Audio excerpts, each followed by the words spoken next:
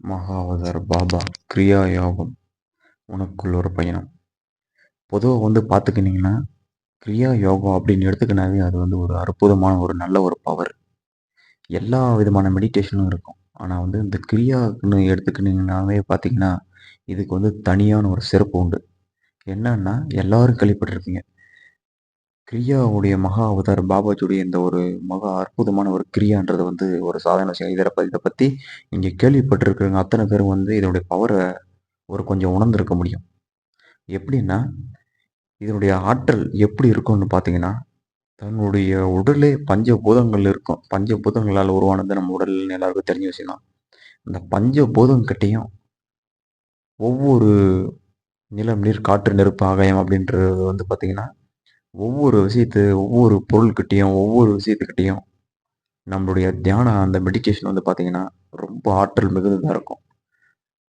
நீர் அப்படின்னு எடுத்தீங்கன்னா, அது உறைய வைக்கிற பனி, நீர் அது நீர் சம்மந்தப்பட்டது. அந்த பனிக்கட்டியில இன்னைக்கும் இமயமலையில சில சித்தர்கள் நடமாட்டம் நெறைய பேர் பார்த்துருப்பீங்க. இன்னைக்கும் அது ஒரு பெரிய ஒரு வைரலாவும் போயிட்டு இருக்கும். அந்த பனிக்கட்டியில சாதாரணமா நம்ம பக்கத்துல நிண்டாவே பயங்கரமா குளிரும். கை கால்லாம் மறுத்துடும். ரொம்ப நேரம் நிக்க முடியாது. அந்த பனிக்கட்டியிலே அமர்ந்து தியானம் செய்றவங்கள எத்தனை பேர் பார்த்துருப்பீங்க. அப்போ அந்த உடல் அந்த சூழ்நிலைக்கு ஏற்றவாறு தன்ன தானே மாற்றக்கூடிய ஆற்றல் எப்படி வருது? நாம அங்க நிக்க முடியல. ஆனா, அதிலே இருக்கிறவங்க ஒரு காவி உடை அணிஞ்சிருப்பாங்க.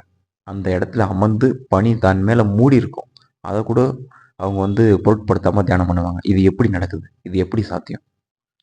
கிரியாவுடைய ஆற்றல், அந்த தியானத்துடைய ஆற்றல், கிரியா மட்டுமே இல்ல.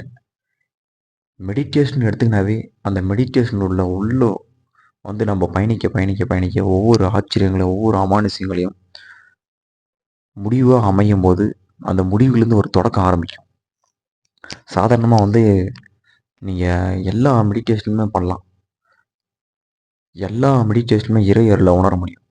அது மட்டும் இல்லாம, சாதாரணமா நம்ம ஒரு கண்ண மூடி, ஒரு 5 நிமிஷம் இன்னைக்கு ஒரு மெடிடேஷனுக்காகவோ, ஒரு மனசு ஆறுதலுக்காகவோ, இல்ல ஒரு இயற்கைய ரசிக்கிறதுக்காகவோ, மொபைல், இன்டர்நெட் நம்ம மைண்ட் ஃப்ரீக்வென்சிய ரொம்ப ஹெவியா தாக்கக்கூடிய எலக்ட்ரிக்ஸ் எல்லாம் இப்போ வேவ்ஸ் எல்லாம் நெறைய உருவாயிடுச்சு.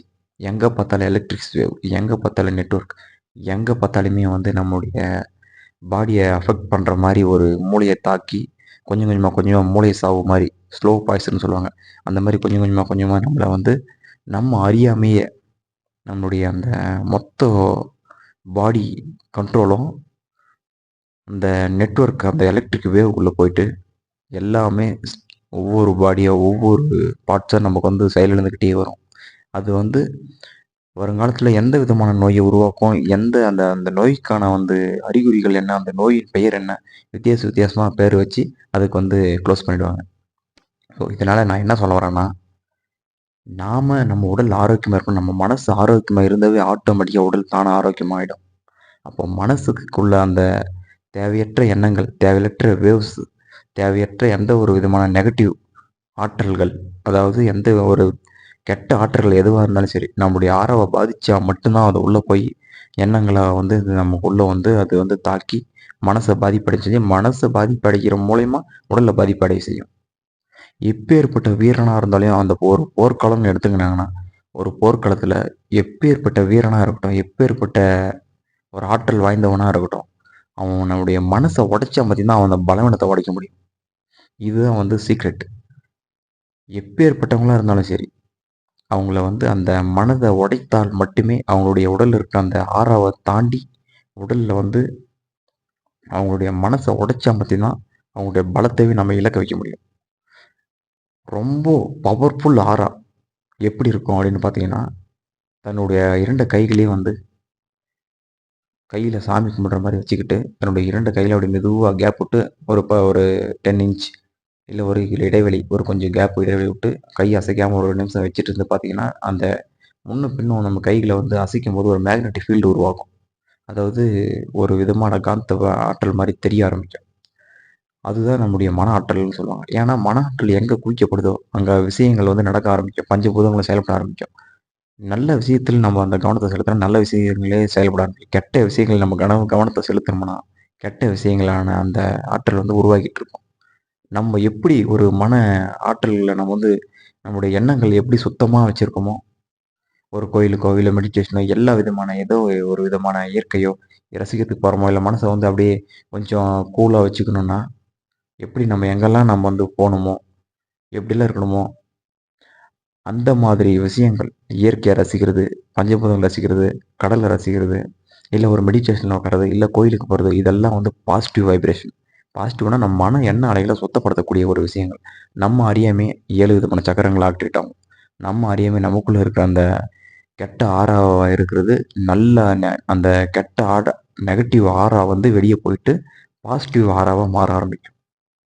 இது மாதிரி தியானம்னு ஒரு 5 நிமிஷம் உட்கார்ந்து நம்ம வந்து ஜஸ்ட் நம்ம மூச்ச கவனிச்சாலும் சரி, இல்ல நம்ம அமைதியா உட்காந்துட்டு இருந்தாலும் சரி, கண்ண மூடி ஆட்டோமேட்டிக்கா பாசிட்டிவான அற்புதமான ஆற்றல் நம்ம உடலுக்குள்ள உருவாக ஆரம்பிச்சுரும்.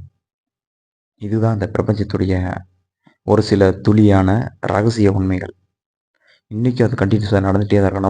நமக்கு வந்து உறங்கும்போது ஆட்டோமேட்டிக்கா அந்த பிரபஞ்ச ஆற்றல் அந்த உடலுக்குள்ளே தேவையான அனைத்து செயல்பாடுகளுமே வந்து பார்த்தீங்கன்னா, ஆட்டோமேட்டிக்கா ரீபுரொடக்ஷன் ஆயிடும். அதாவது ஒரு எனர்ஜியானது கிரியேட் ஆகி ஆட்டோமேட்டிக்கா செயல்பட ஆரம்பிக்கும்.